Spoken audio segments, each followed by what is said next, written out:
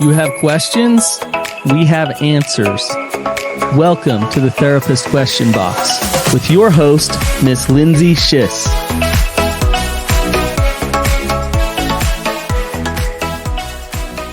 Hi, this is Lindsay Schiss. Welcome back to another episode of the Therapist Question Box, where we are here to answer your questions. Any mental health question, we are here to tackle. As a reminder, you can go to the therapyutah.org website and submit any question that you have. Today I have with me Anna Smith, and Anna is a therapist at Therapy Utah, and I would say one of my girls, meaning just one of my pals at Therapy Utah. We do a lot of shop talk together. Our offices are a couple doors away, and so really happy to have you here, Anna. I'm excited to be here. So today we are going to be talking about listening. And listening is something, it's interesting. I'm teaching at the University of Utah, and one of the books that we read is that the students are reading is all about listening. It's called Listening Well.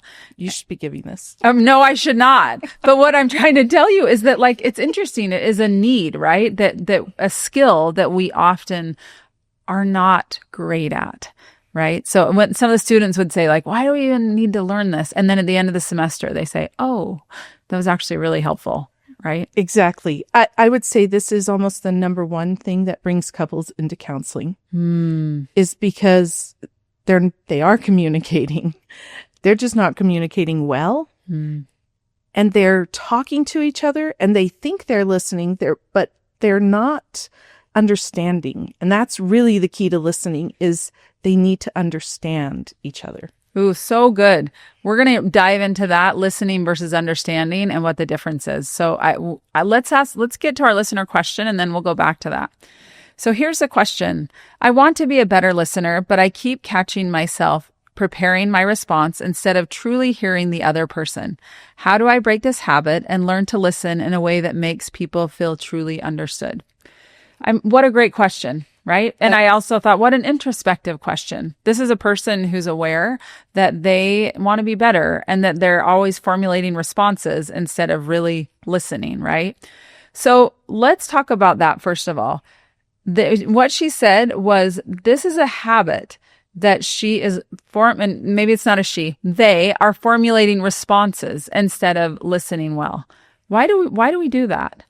So this is interesting that she's actually, or they're saying that they want to do a better job because I would say most people are pretty unaware of what they're doing. So true. In the situation. And so I love that it is an introspection instead of a blaming of someone else. I would actually say as we go through this, it would be really good for anyone to look and say, maybe I do that one a little bit too much. Isn't that in therapy in general? I will often say, like, instead of you thinking about how your partner or somebody else in your life, I want you to look at yourself and where does this apply to you versus blaming and looking outside of yourself, right? Yes. Yeah. Because even preparing this, I was like, ooh, I don't know if I want to share my personal stories of when I have not done this well. Yeah. Yeah. Well, we all have them. So buckle up. Here we go. Right. So let's go back to what we were talking about, listening versus understanding. What is the difference and why does it matter? So one is more active, right? Listening is active also. I would say hearing is not necessarily so active. Yes. And I think that's actually what most people do. We hear the words. We don't actually try to comprehend or understand what that person is feeling, the emotion behind it, the intention behind it. We form our own story so that we can actually find our answer to their question. We're looking to fix a problem. We're looking to get our point across. We defend. All of those things come into play when they just want to be heard. They want to be understood. Yes. So if we are if we're defending, if we're actually just trying to formulate our response, then we're really not listening. We're hearing them, but they're not listening. Right. We're not listening. And it's so apparent. Like, I think back in my life when I have felt truly heard and understood, it is like healing in a different way. To feel like somebody is with you and that they actually are attuning to what you're saying. They're trying to understand your heart. Boy, it's really amazing. And I think it speaks to the fact that it doesn't happen that often.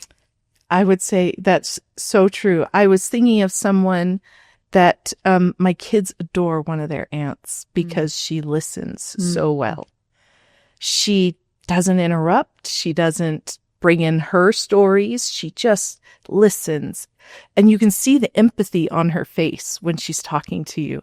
She's one of everyone's favorite people to talk to because she just hears you. She's got eye contact. Her body language is saying, I want to learn about you. Isn't that awesome? And it's interesting. It's one of everybody's favorite people.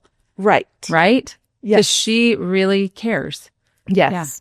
And, as you're saying that, it makes me think, how do we really attune ourselves to somebody else? There's so much noise. There's so many things going on in our lives. How do we really stay focused? I mean, I know for me as a mom, I feel like that's one of my superpowers and also probably biggest weaknesses is my mind's in about 10 places all the time. And I'm trying to multitask, which I've learned and we've all learned isn't actually that helpful.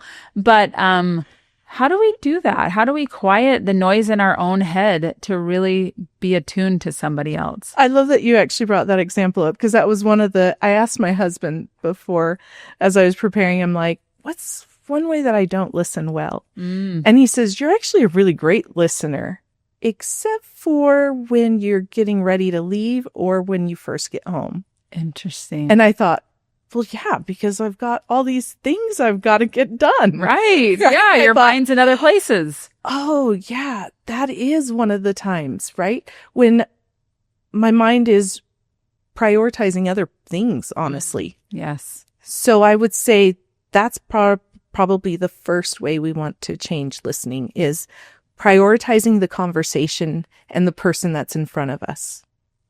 So prioritizing the conversation. When you get home from work, though, do you need a minute? Or when you're leaving, like, I'm wondering if this goes both ways, because if he now knows, you now know this, and he now knows this, maybe he knows, maybe this isn't the best time. Maybe you actually don't have the capacity to prioritize the conversation or whatever he's saying, right? I'm not saying ignore, but I think there's accountability on both parts. Absolutely. So when I say that, I think it would be actually better to say, prioritize your task or what you're doing at the time. Yes. Because yes, my husband and I have a really good agreement that when we walk in the door, we want 10 minutes minimum, right? Sometimes we'll say, I need 20 minutes in the bedroom. And that can be from work, church, anything. When I'm too busy with for my kids, I'm in the middle of finishing a project or working, things like that. I'm like, hey, I know I'm not listening very well right now. Can we talk later? We'll come back to it. Or if I forget to say that, I can even do it afterwards. I can go back and say, hey, you know what? I know I wasn't giving you all my attention earlier. Can we talk now? Gosh, that is so healing too. Like yes. I'm coming back and recognizing I didn't do it right. You're saying I could do better, and I'm here to give you my undivided attention. As you said that, I thought of growing up, and my mom was busy and she worked and she was involved in several things. And I remember trying to spit out what I wanted to say as quickly as possible because I knew she was in a hurry. And this is by no means a knock on her, but often I have wondered, do my kids do the same thing where they're like, let me hurry because I know she's going to be on to something else. But to really give somebody your time and say, you know what, I wasn't listening, that takes accountability. And to say, you know what, I wasn't there and I want to be. And now I'm available and I want to be present in the conversation. It repairs too. Yes. But I would say, there are basics that we've got to do for understanding and listening in that way. And I want you to notice, like, one of them was her body language. Whether she meant to put that off as I'm too busy or not, you're reading her body language.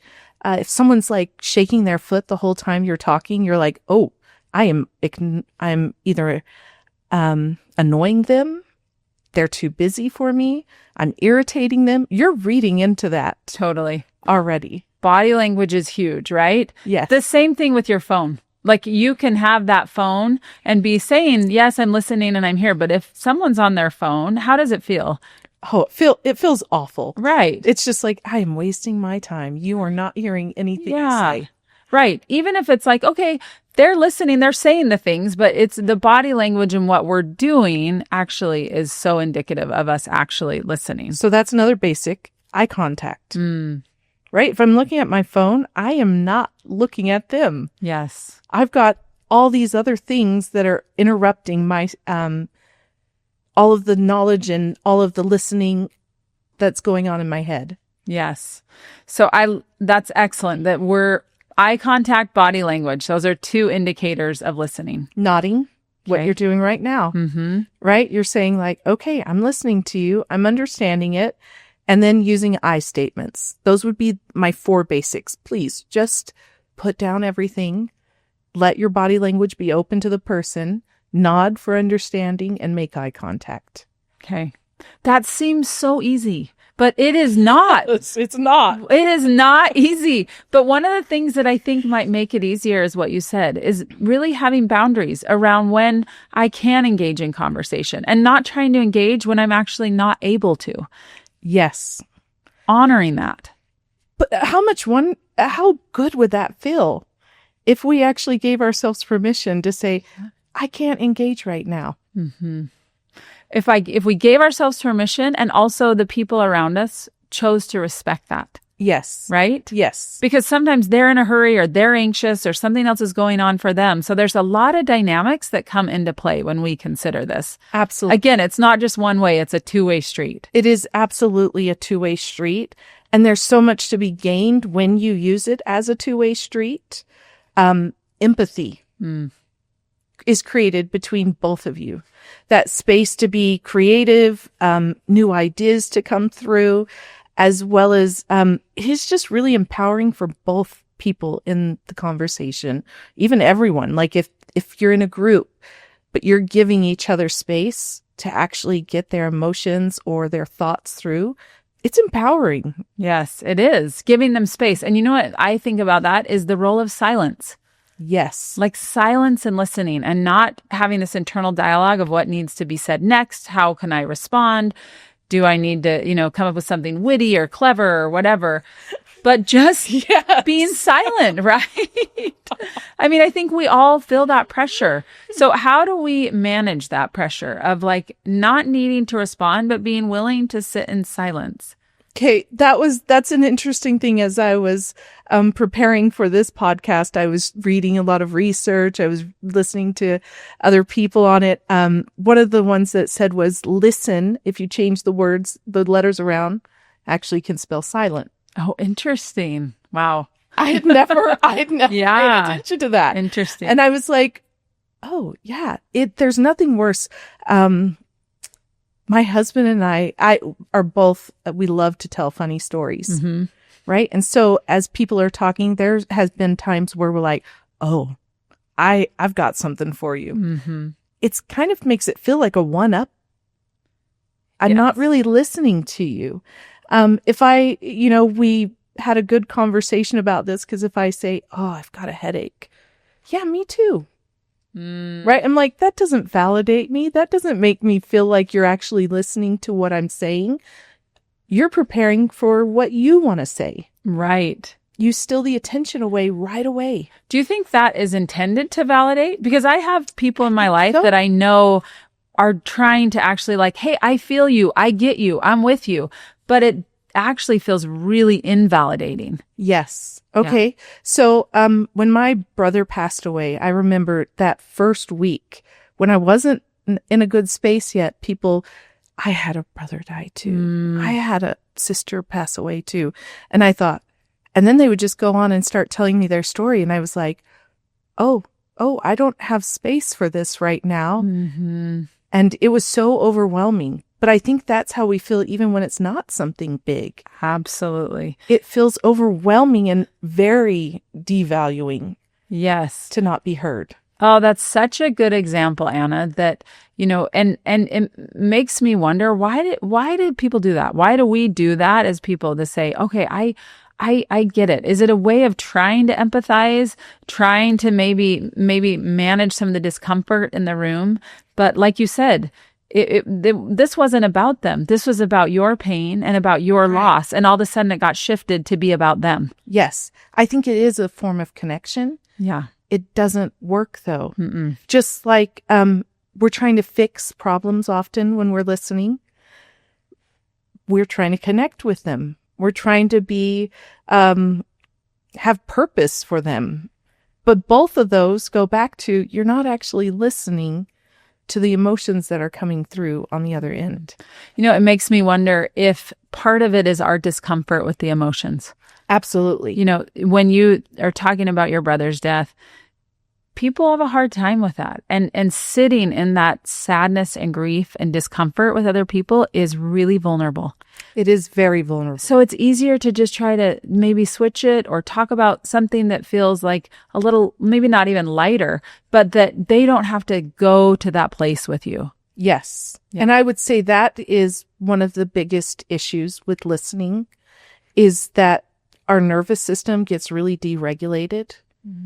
And it says, I'm getting chased by a saber-toothed tiger. Yeah. I need to fight, run, or freeze. And that's what our bodies are doing when we're listening. Why is that though? Why is our nervous system responding in that way? Like we're just listening. Why? Because we've already started trying to form a story. This person is telling me because they want me to fix it. This person is telling me because they're in pain and I can't do pain. Or, okay, they're telling me because they're in pain. Well, I've had pain before. I can relate to that, right? But it's all about not actually hearing the person, but applying it to you. That's what I see tons with listening or lack of listening is that the spouse or the friend or the sister, brother, right? Anyone that's you have a close relationship that's not working is every time you start speaking, they turn it to them. Yep. All the time. All the time. And it feels so, again, invalidating. Yes. To your own experience, right? Yes. But again, it requires us to go with somebody in their emotion. And that is difficult. So as we're talking about it, it's like, yeah, we need to make eye contact and have, the nonverbal, but we've got to be willing to go to emotional places with people and be comfortable going to those places. Right. To be a good listener. Yes. But that sounds really hard. Right? But Literally. I'm saying even being able to talk to someone, wow, you seem like you're in a lot of pain. What's that been like for you? I don't have to take on. I think that's one thing I've learned really well as a therapist, that I can listen without taking on all of the pain. I can empathize, but it's almost like I'm putting it in between us and saying, here, let's hold the space together. Let's just look at this from your perspective. It doesn't have to impact my life on every level. Yes. So many people ask that. How are you a therapist? How do you, it's got to be so hard, so heavy, but that's the reality, is holding that space and not having it permeate every part of you. That's a skill that you have to learn. I remember somebody, a friend of mine who had been a therapist for 30 years when I went into this profession said, I actually look at it like a beach ball. And it's like, we're kind of passing that ball back and forth about their story. And they're sharing, I'm listening, they're listening, we're going back and forth. But when they leave, that ball goes with them. I love that. Right? Yeah. And I thought that same thing. That is also this is where I begin and you end. And this isn't mine, but I can sit with you in it. And therefore, when you leave or the conversation ends, that can go with you. Yes. I love that, because that's also, if it's my emotion that's coming up, I might blame you for it. Right? Yeah. I might say something. I'm trying to, I have got clients all the time, as well as my own life, right? Where I'm holding that emotion and I'm really sad or something like that. But I'm going to say, I'm really angry. Yeah. at we know you not telling me your plans, whatever it is. right? So I shove that ball towards you. Well, that's not really about you just being late or you not sharing your plans. There's some sadness in there. That's the part that I'm like, people want to go straight to, let me fix this problem. Okay, I'll start sharing my schedule. I won't be late. It's a much bigger underlying issue. Absolutely. Absolutely. It is much bigger. And I think understanding that, like, there's so much more going on underneath, right? Yes. Sometimes in therapy, I think we can get caught in the weeds and it's like, this is what they said and this is what happens. But wait, there's actually some underlying pain that's associated with this. There's some trust that's been broken. Yes. And it's not about the discussion, but it's really what's underlying this that keeps coming up. Yeah. There's a fear a lot of times. Yes. There's lack of understanding, but definitely lack of being understood. Huge. When Yeah. you say that's so much, people come into therapy and they just want to feel understood. Yes. Or they want you to help their partner to understand them, right? Yes. Help them. Change my partner. Yeah, right? If you could just do that, that would be excellent, right? Yes. Good.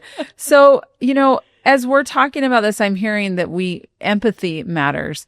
How do we do this in conflict? Because it's one thing if we're just talking about something that is benign, it's not a Yes. big deal. But when emotions get high, how do we sit and really listen, and not go into defending, not go into it, turning it and it being about me? How does this work in conflict? Okay. So first I would say you have to think about this way before the conflict starts. You have to prepare yourself. That's why I say, listen. What is something you aren't doing in that conversation or are doing that's hurting that? Because once you're in conflict, it's going to be really difficult to keep it. So there's two things, really that I would say, take a deep breath. They have there's a 3-second rule. Hold, take a breath, wait for 3 seconds before responding. But also, it's okay not to know what you want to say or how to fix it. Because it doesn't matter how perfect you think the thing you're going to say is, it rarely, if ever, is going to change the mind of someone else. Oh gosh. I'm like, let's say that again. It does not matter what you say. It very rarely will change the mind of someone else. Yes. Boy, if we actually believe that, doesn't that make it change? Like, that is such a paradigm shift, because if that is the case, then maybe my listening is far more important than what I'm saying. Absolutely. Because there literally is nothing that you can say. It doesn't matter how perfect it is. Why is that? Because we want to be heard. I think that's a lot of the way that we respond when we're in conflict. We start justifying, we start explaining, over-explaining. Yes. When there's smaller questions to be asked. Yes. Tell me how that feels for you in your body right now. Oh gosh. I love that idea. And yet thinking of doing it in as a coupleship, trying to do it with a partner, boy, that is hard, because it requires us to get out of defensiveness, us to get out of over-explaining, justifying behavior, and really trying to say, your experience matters. And I care about your experience before I care about my need to defend, justify, to explain, whatever. I mean, that is some high-level emotional work. That is some high level. So my first one was take a deep breath, wait 3 seconds. The other one is, I don't know I can't have this conversation right now. I need to go calm myself first. Yes. Right? Getting that's often, I get, so many thoughts start coming to my mind during that I'm like, I don't even know what I want to say right now, but it's not probably going to be helpful or kind. So I need to be responsible as an adult and take that time to say, okay, let's not have this conversation right this minute. We're going to return within 24 hours though.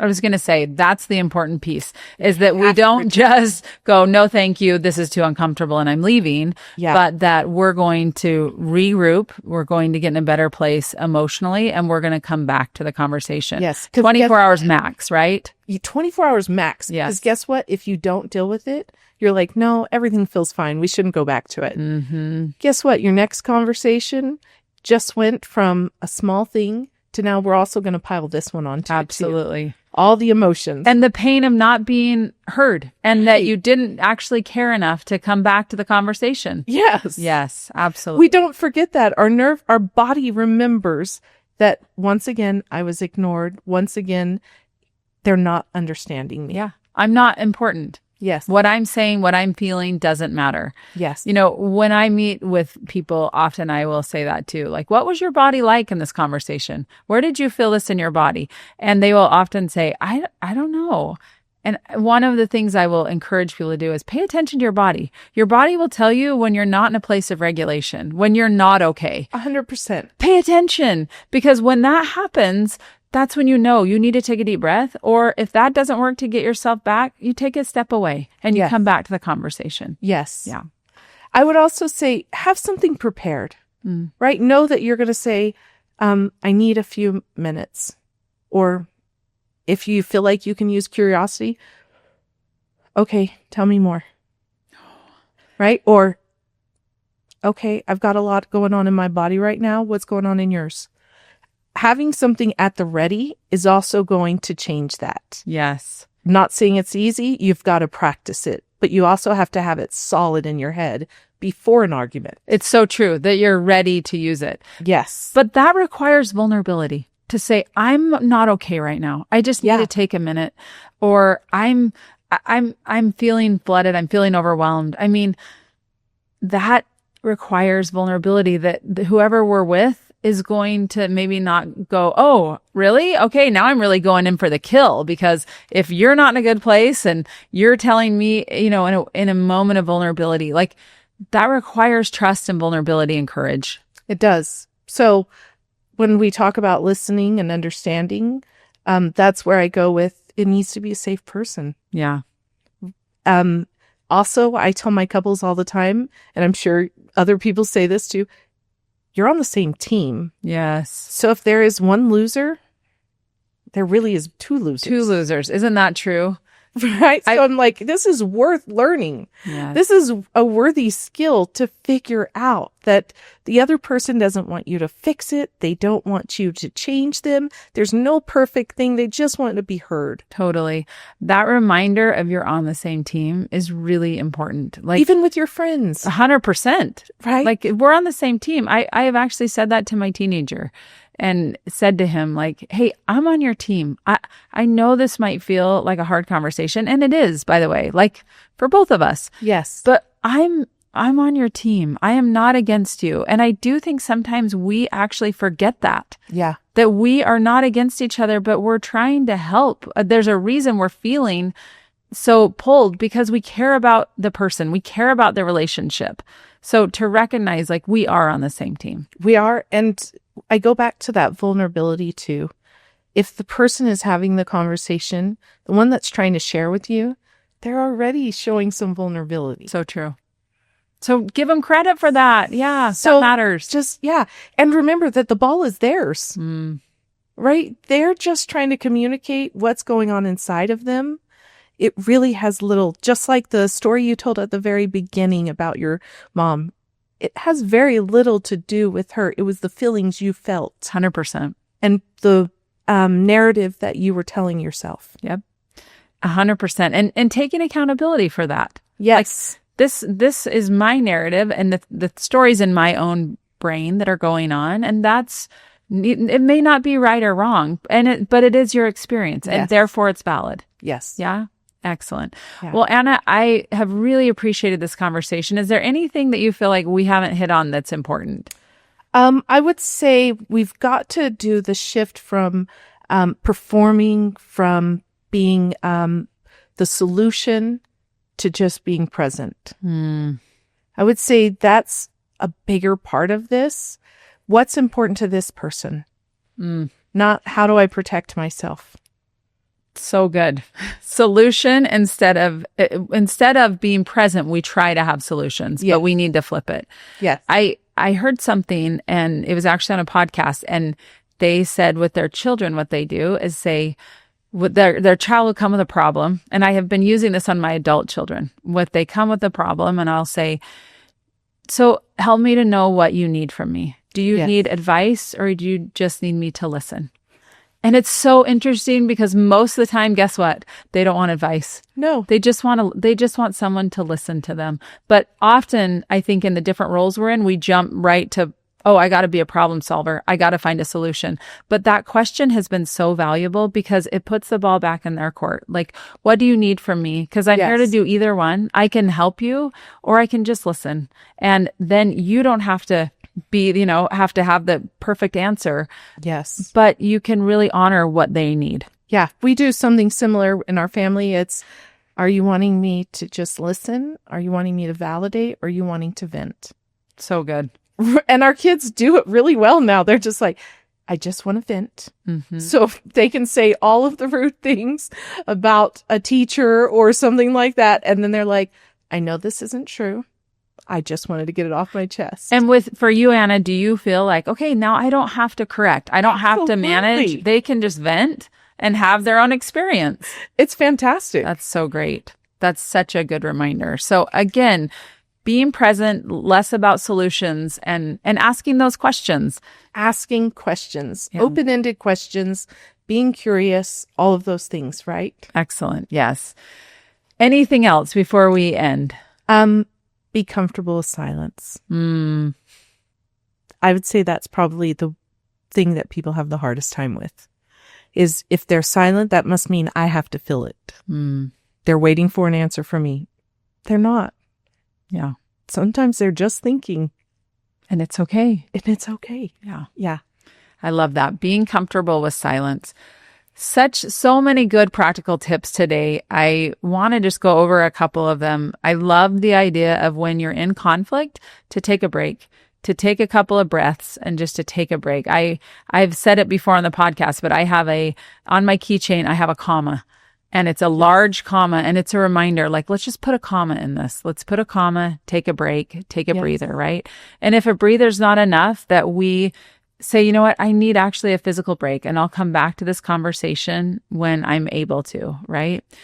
I love the idea of being present, that we don't need to provide a solution, but be present, right? Be okay with silence and recognize how your nonverbal, your eye contact, it matters. It does. It matters. People feel that. And feeling seen and heard and understood is healing and connecting on so many levels. And to remember that when we're having these conversations, whether they're in conflict or just regular conversations, that we care about one another and Yes. that we're trying. I think that's an important reminder that we're certainly going to fall short, but that we are trying.